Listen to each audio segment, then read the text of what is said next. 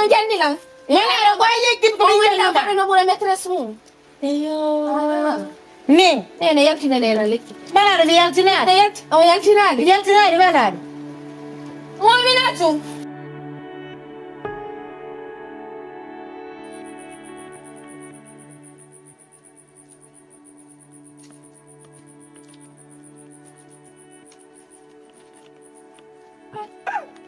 Manila. Est-ce que quoi ni to? Saatnya tahu mata yang mana anda? Kau hantu yang nuda ender aduna. Donc ada anda tu no, ala nandindia. No, andi mi faida mi wairu ko de jama ngo fondo mi jang. Yo no jine kotore am miarti. Miarti do. Tigi mbaida andi aruti taka ga mo. Banga. Banga. Andi bila nyenyi. Ada habi. Bila nyenyi. Andi no ngajona sanzali. Boro me din pagai din. Ajona sanzali. Bon. Andi konu.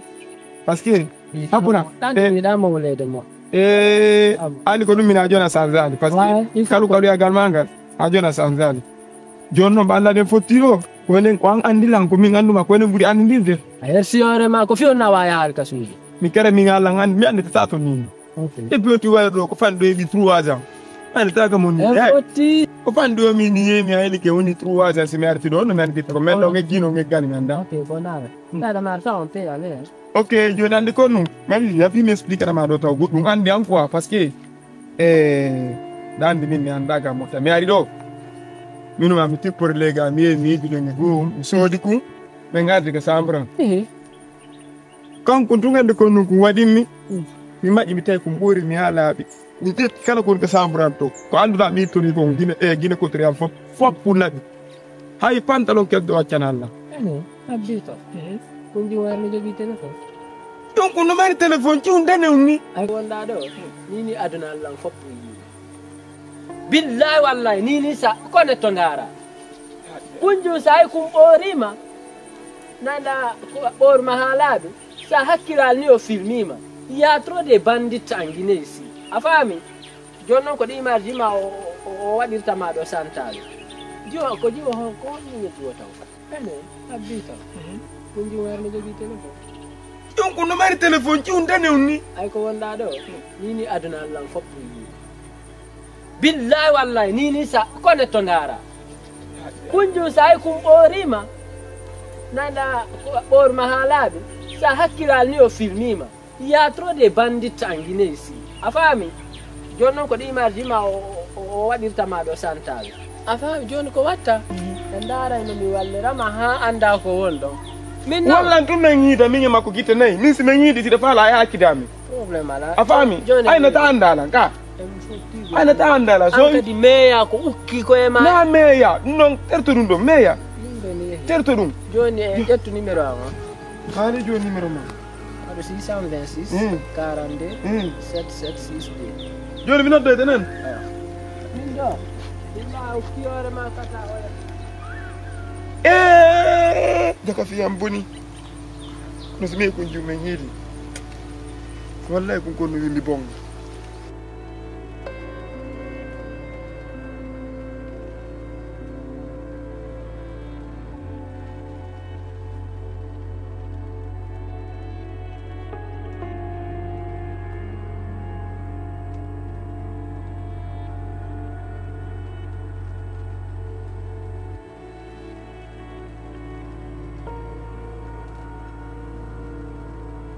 Naam.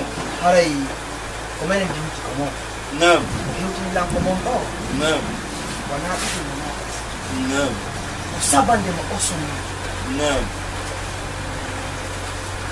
Bapa fai mau. Bengo hari kotoan ni. Kotoan. Fekini. Wachiti koe pai koe. Hari kambe wonduno. Duma koe pai koe fekini lau. Awaki. Naam. Oh debu. Naam. Oh wa iko do muka. Feu. Oh debu. Neng andi ko nan. Oh debu. Ko posu de ite makko be. Yo wat goneji. Allahu Akbar. Etta dimbu di nyamminam. Allahu Akbar.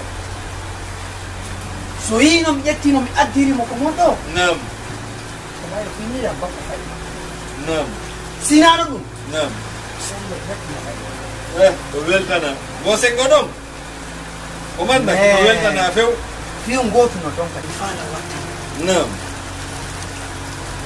oh Naam. o wati boni di tu mem Naam. de mare aristu manji makko Naam. wona ndema be ko won ko wata lanni mettude kawtangal fop Naam. Naam. kawtangal fop no hawtide inni be e bandi Naam. Arayna be hande ko be won do gase be won go nemira do gase be won go chachira do gase be won go tantira do mais be wada di mari makko plasma sariya on kan wallahi be plasma ko control No woniri. be imino ay sagata wona ndema yo viola bojo Mi haaluno ɗum o yeddimi. Mi haaluno ɗum o yeddimi oyno anda fi mo few. Eyno mo ɗo. fop preuve Naam. o suka be waɗino cukko e makko Alhamdulillah.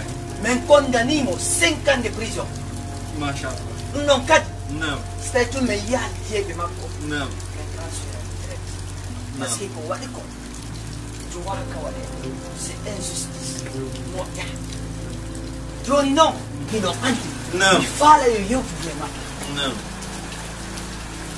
famotiro fi honɗum min on so addilan ɗo nan goɗɗo O ngandi ɗo laamu ngu. immindina e Yaafe na sondugol karam mum.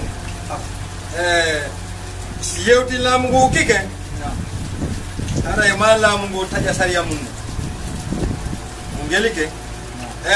O debbo ala ko mi haɗali o ala ko mi yewtaki yo sarto martu makko o jaɓali ala ngal mi rewali yo accu o jaɓali min o piila fi koye pay koye o ala awa acce miɗa o sariyaji sam acce tungake ɓay joni on hewtiri ɗo waɗi ka fi Allah yandi Papa.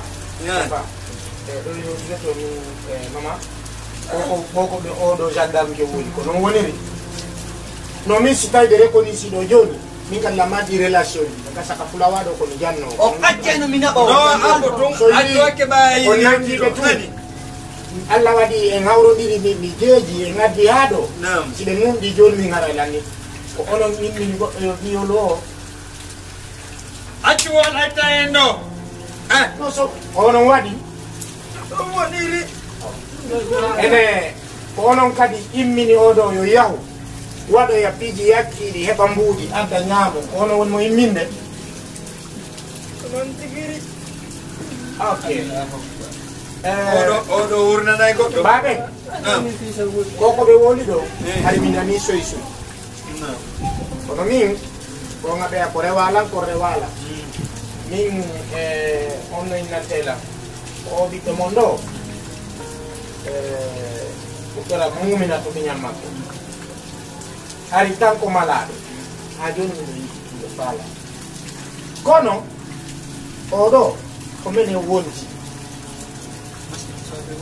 hakkunde mi Allah mi imminno o fiyo henanam pellet muminatu e jaja muminatu malaɗo o malaɗo no yeeytaɗo o waddi o programme mi luuɓi moto mi joni on mbuuɗi ɓe yiɗni ɓe yeeyi ɗo ñanda on to amandi ne ñande ɓay on yeeyi ko feƴƴinde noon ko ari seno fof o ari o jentinimi o memani ma fuu feƴƴe ala hakkunde mum damanimo wallahi ok donc ko hari ko be mi jerda ko be mi rewra ngol laawol fiyo henanam pellet ko ɗum donc ɗo noon koko wonɗen kadi yewtude ɗo fof min mi ari sisteri ko téléphone non habbe ko yewtuden ɗo kon koɓe reconisi kon fof o jooɗiɗo ɗo ko gorejo am ona gendarme jogoy ona gendarme ko min ɓornimo teni tigui mi waro nangaɓe fiyo waɗu yeeso mum ɓe nunna ko feƴƴi kon fof onon tigiri ando hay noon ɓe andi